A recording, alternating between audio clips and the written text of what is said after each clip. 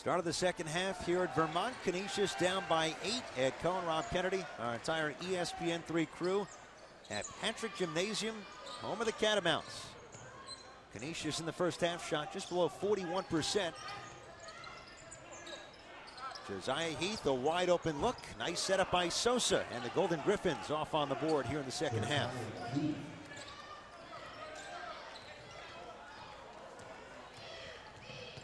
Vermont shot 50% in the opening half of play, 9 of 9 from the foul line. They were 23 of 26 and 88% Wednesday against Maine. Clancy Rugg stepping a bit further out on that try. And Rudd just 22% on the season from beyond the three, so the scouting report says let him have it. But as we said, Vermont shooting the ball as well as they have all season long from beyond the three. Washington squeezing by Carissimo. Nicely done. And that's what he did all of last year. Now he's become a much better three-point shooter, but he was able to score the basketball. Last year averaged 17 points per game from Canisius, and most of it was by driving and finishing at the rim. Foul away from the basketball. This will go against Canisius. It's on Billy Barron. His first personal team foul. Just the first on the Canisius point guard, son of head coach Jimmy Barron.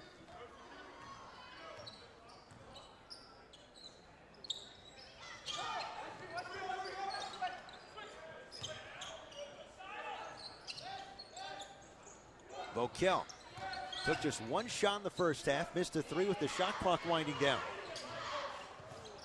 Trey Blue is the star for Vermont. On the drive, and it knocked away, and he's called for the charge. Solid defense all around on that possession by Canisius.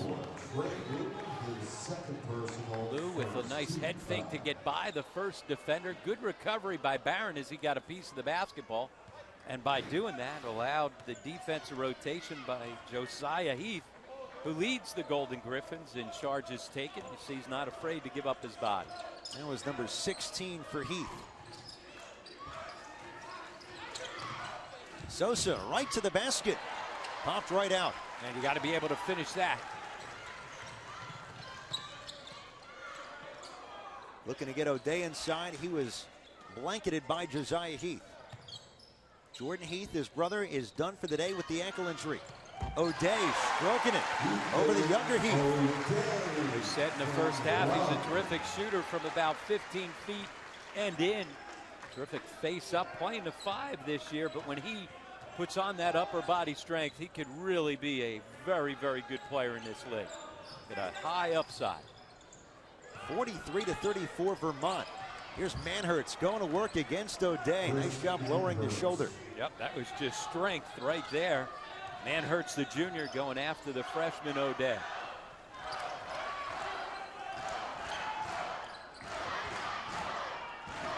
Brown trying to get the Catamounts in it once again. They lead by 7.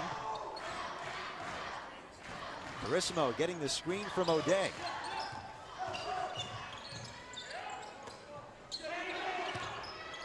Shot clock now at 8 for the Catamounts. Lou using the screen again from O'Day. Lobbing up top, and O'Day right there for the finish. That was a terrific defensive possession by Canisius, but a better offensive possession from Vermont. Great ball movement, nobody forcing it, not panicking. Able to score the basketball at the rim with 3 seconds on the shot clock. Ethan O'Day has scored 12. Blue has 10. 2 players with 8. Balance so far for Vermont. And the Catamounts run good offensive sets.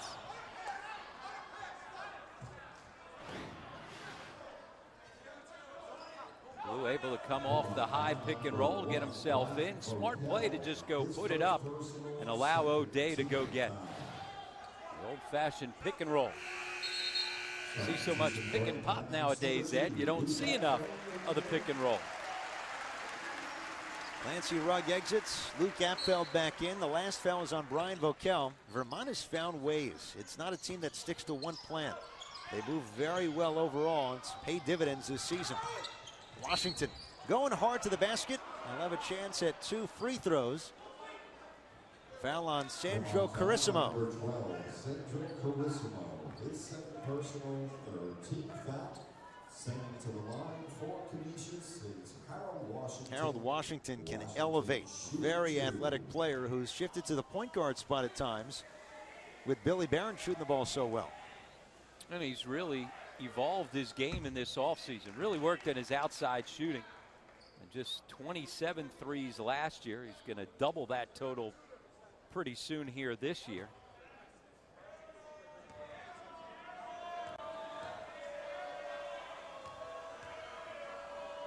Last year was almost exclusively a slasher driving the basketball. This year, not only shooting it better, but as you mentioned, Ed, handling the ball a lot more to allow Barron to get off the ball at times. 14 for Washington. Canisius back within 7. Blue changes that in a hurry. Trey Blue having a day. He now has 12. Well, Jim Barron trying to figure out if he can change the pace of the game with a little full court pressure, and Blue makes him pay. Washington trying from 3. No good, but he was fouled by Carissimo, who can't believe the call, and he's trying to plead his case to Paul Fea. Well, it is Oscar weekend, so you got to get a little acting every once in a while. Washington selling that one for sure. Vermont has followed the script so far that's worked this year. 47-38, leading Canisius here at home.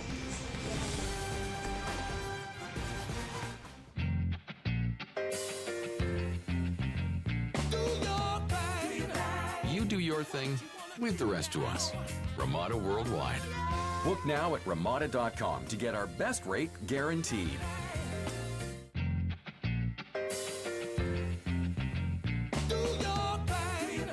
You do your thing with the rest of us. Ramada Worldwide.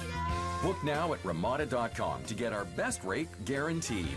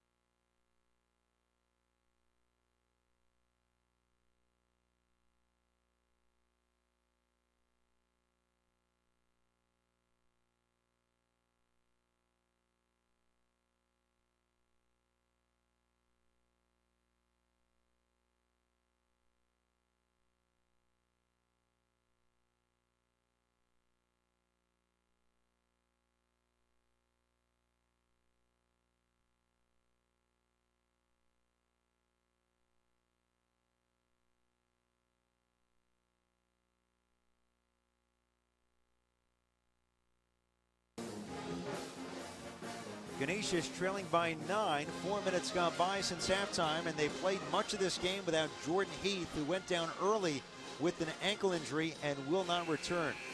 What a year for the Golden Griffins. It's going to be their best season since 2001, and here is their tournament resume, highlighted by a great win in December at Temple. And they were down 12 in the second half in that game, back when Temple was playing some of its best basketball, coming off the upset of Syracuse. When you look at the bad losses, remember, those are losses of teams that are above the top 100 in the RPI, and certainly at Iona and Niagara, not necessarily bad losses, but you get the idea. And for a team like Canisius as well as Vermont, BracketBuster's an opportunity not necessarily to maybe get in an at-large bid, but help if they were to win their respective conferences, help with seeding. And certainly last year, John Becker knows about that as they played in the first 4. They took advantage of that opportunity with the win against Lamar. But games like this against another good RPI team can help your overall computer numbers and maybe get you a better seed if you are able to win either the MAC tournament or the America East. No doubt there's been quite a turnaround. Last winning record in MAC play for Canisius before this year was 1999. Washington 2 of 3 trip at the line. 47-40. Vermont by 7 here in the BracketBusters. Ed Cohen, Rob Kennedy, our entire ESPN3 crew. Each team with 2 league games to go after this one. Vermont in the America East with Binghamton and Hartford. Canisius will face St. Peter's and Ryder in the MAC. Trey Blue. Apfeld offensive rebound, trying to pull it back out for Vermont.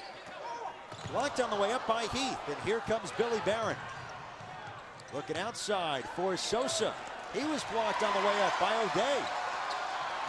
Apfel ahead of the pack, finishes, and he was fouled by Barron.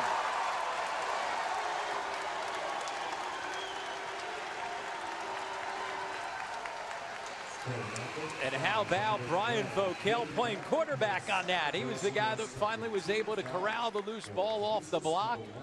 Presence of mind to look ahead, and a terrific feed on the run to Apfel. Talk about the fact of how he impacts the game in so many different ways. The strength to be able to throw it three-quarter court right on the money. It's amazing. As we showed at halftime, the MOP of last year's America East tournament, despite the fact that he averaged 4 points per game. I guarantee you there wasn't another guy around the country that was the MOP of his respective conference tournament who averaged 4 points.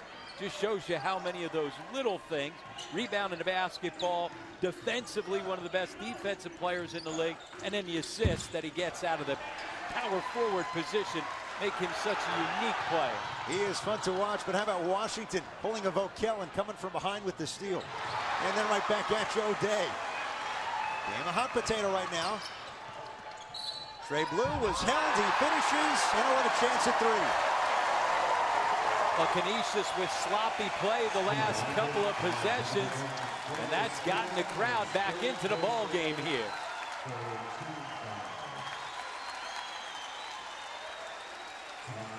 Foul on Freddie Asfrila. Vermont with its largest lead, now up by 12, 52-40. Trey Blue having a day. He has scored 14 to lead the Catamounts here in the Bracket Busters.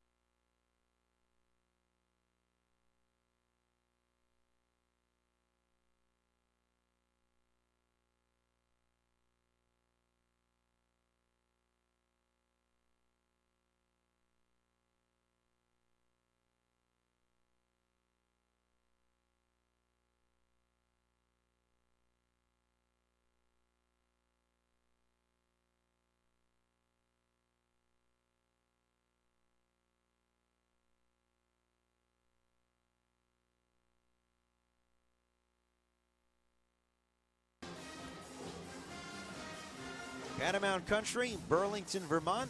And the Catamounts with the lead over Canisius by 12. Vermont, the defending champs in the America East, 17-9 this year. They're tied for second in the conference right now.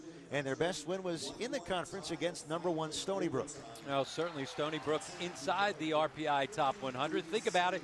Remember, Canisius has an RPI coming in today of 100, so that would be another quality win. And when you look at it, remember, they've also got wins in non-conference on the road at Northeastern, the CAA leader right now, as well as at Harvard, the Ivy League leader. So those are two good quality wins, but again, they're not for teams that are inside the top 100 in the RPI.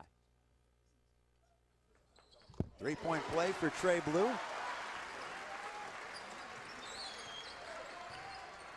13-point lead for Vermont. They had lost 2 in a row before beating Maine on Wednesday. Really out-toughed the Black Bears. And they've carried that into this one today against Canisius. And they out-toughed them late in the ball game. That was a good game coming down the last couple of minutes of the second half. Now Schwanheim hit a couple of threes in the first half. Now has 11 points. Designated shooter, and it doesn't take long for him to get the ball up off the bench. Coming in there for one reason and one reason only, to let it fly. Elbaum on the drive, got in too deep. Brendan Kilpatrick, number 15 in white, willed Vermont to victory in that main game. 12 points off the bench in 15 minutes. Here's Apfeld going strong. Kilpatrick's tip, no. Rugg a third time. Now comes Canisius. Washington off the pass from Himes converts. Washington. Terrific feed by Himes. He heard me talking about he doesn't do anything but shoot the ball and says, take that. 53-45 Vermont, up by 13 points a moment ago. And 13:39 to play here in Burlington. Remember that as well as Jim Barron's team shoots it from beyond the three-point line, they're always in a ball game. Talked about the fact they were down 12 in the second half on the road against Temple before they were able to come back and pull off their best win of the season. Rugg gets it right back from Blue and somehow maneuvers his way in. A little Euro step. Not quite so fluid on that Euro step, but it worked. Call it the Burlington step. He's right down the road. John Becker says he can throw a stone and hit Rugg's house. Brown thought there was a push on Barron. Instead, Himes gets to the basket, and Canisius gets the bucket.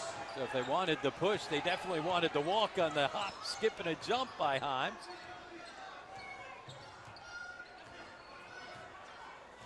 Inside of 13 minutes, 55-47 Vermont.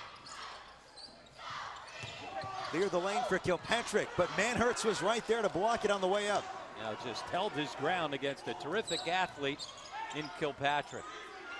Kilpatrick can get off the ground. Barron now draws Blue. Been a tough shooting night for Billy Barron. He's now 1 of 5. Kilpatrick couldn't hang on, but a blocking foul inside. He didn't have control, but Himes didn't set his feet apparently, and he's called for the foul. His third personal for team foul. For the Catamounts, number 1, Ryan Vocal returns. For the Golden Griffins, that's number 5, Reggie Groves, and number 22, Isaac Sosa. Vocal re-enters for Vermont. That was the third foul on Alshwan Himes.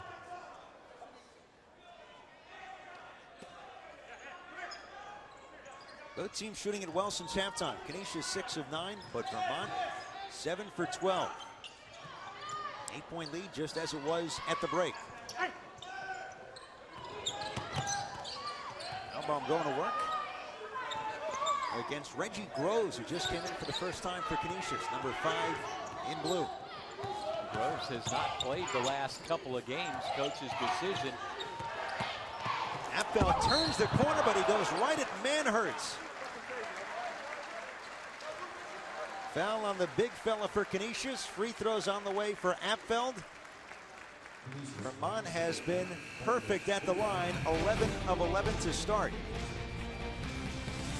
Getting physical here in Burlington with the Catamounts up by 8. Seen some great basketball in this gym over the last couple of years. Vermont leading right now, and they've really led the way in the America East over the last decade or so. 8 20-plus win seasons, 4 regular season titles in the America East, 5 championships, and wouldn't you know it, a couple of NCAA tournament wins as well against Syracuse in 2005 when that guy was head coach, Tom Brennan, and then more recently with John Becker last year. And certainly TB, the guy that got it going here at Vermont. Prior to his first 20-win season, they had never won 20 wins ever in the history of the program. His last 3 years, a great run, 3 straight trips to the NCAA tournament. And in his final year, after he had announced early that he was going to step down, they had that great upset in the NCAA tournament with a win over Syracuse in overtime in that first game. Apfel, 1 of 2 at the line on that trip. And one of the great things about Tommy Brennan, you think back his first 3 years, they won a total of 14 games. It's a great lesson to have some patience. You see all these coaches getting fired 3 and 4 years in. Every once in a while, you just got to stick with it. If you got the right guy, give him some time. And certainly giving him time paid off. 19 years here as the all-time winningest coach in Catamount history, and really the architect for this basketball program turning it around. Tom Brennan from 1986 to 2005. Now a host on Sirius XM Radio. And still the funniest man in basketball. Just ask him. Himes, nicely done for Canisius. Yeah, tough finish with a little contact as well. Himes having himself a heck of a ball game. You know, talking to Tom Brennan, the funniest thing from being up here the last couple of days, he used to host a radio show here in Burlington from 5 to 9 in the morning as Rugg knocks down the 3. And he used to call his players and wake them up on the air. Oh, he'd call assistant coaches. He had it all going. 14 years he was the morning drive guy. He's still the mayor. I went out to breakfast with him this morning. 5, 6, 7 different people coming up. Coach, how you doing? Well, his former team up by 10 right now on Canisius. Last touch by Elbaum, going for the rebound. It'll stay with the Golden Griffins. Ethan O'Day re-enters. Apfeld playing through all sorts of injuries. Another strong showing off the bench.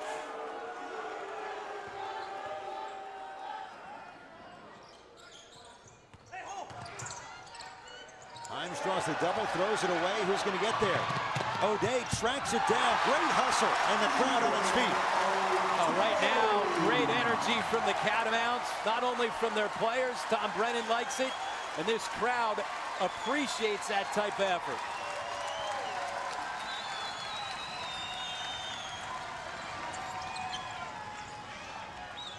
Another throwaway, and Vokel tracks it down.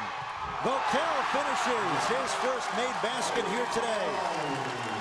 Right now, the Catamounts with just a lot more energy and intensity than the Golden Griffs. 7-0 run forces Jim Barron to take a timeout to try and stem the tide.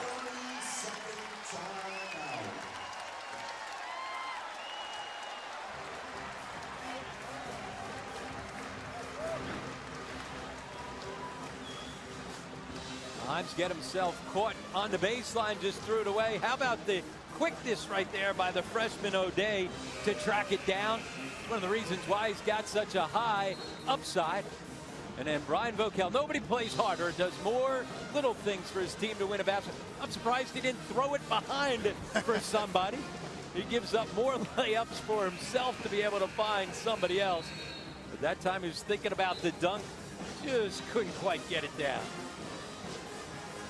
There's a reason why he's one of the best players in the conference, and he's not a scorer, just 6 points per game. Last year set a school record with 184 assists. Largest lead for the Catamounts by 14. And Vokel having a Vokel kind of game.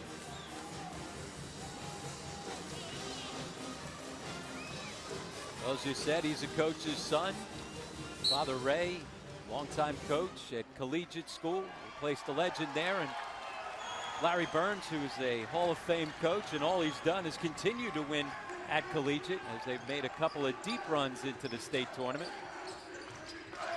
Let's see how Canisius responds coming out of the timeout, trailing 63 to 49. 9:35 to play. The shot clock now at 9. Washington, nice teardrop there on the baseline.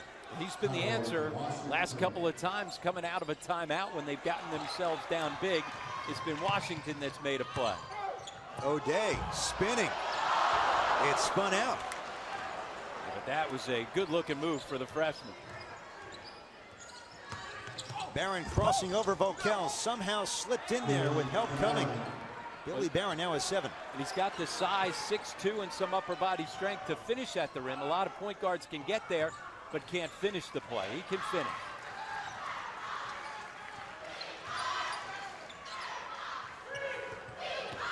Eleven turnovers for the game for Canisius. That's really opened the door for Vermont in the second half.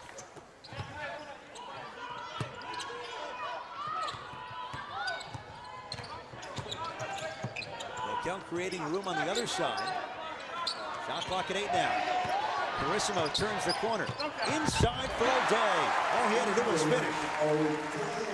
Once again, with the shot clock winding down, no panic from the Catamounts, able to score under 5 seconds, at least the 4th or 5th time in this ball game that they've been able to execute late, and that's a backbreaker defensively. Inside to Manhertz. Working hard down there against Rugg. Vermont's not a big team. They do have height, but they're not physically imposing, but they're playing up to Canisius' level here today. And they're rebounding the basketball, and that was one of the keys for John Becker coming in.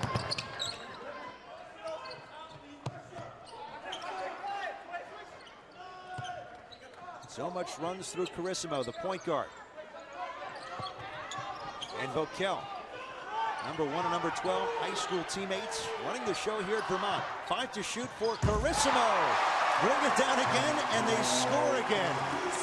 Well, he's a guy that has the basketball in his hands late in games and late in shot clock, and John Becker says, I have the utmost confidence in him to make good decisions.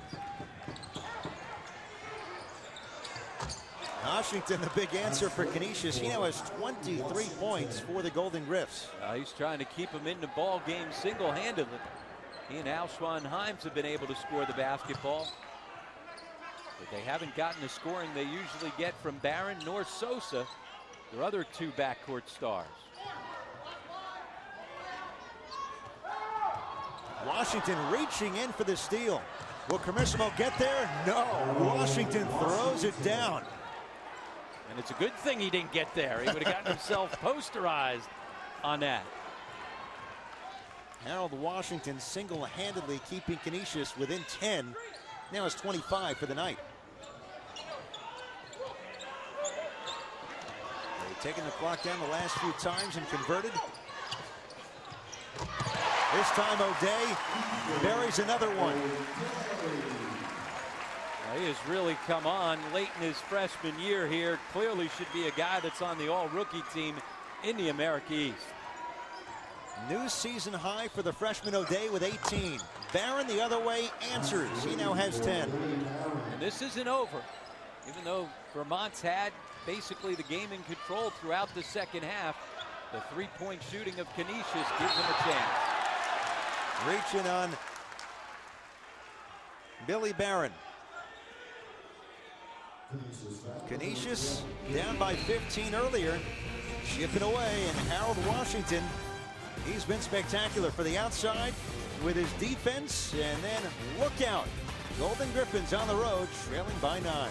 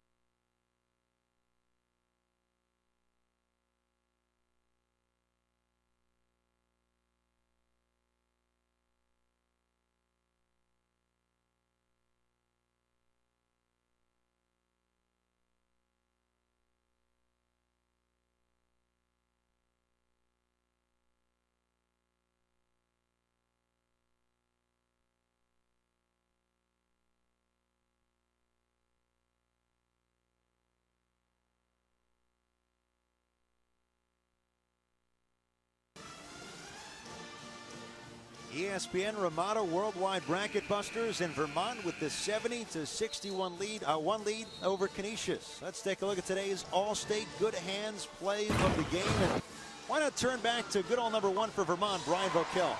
He doesn't have good hands. He's got great hands. One of his 6 assists, also has 3 steals, and a guy who, as we said, different than any other power forward that you're going to see in the college basketball game. And nobody has better hands and nobody has better vision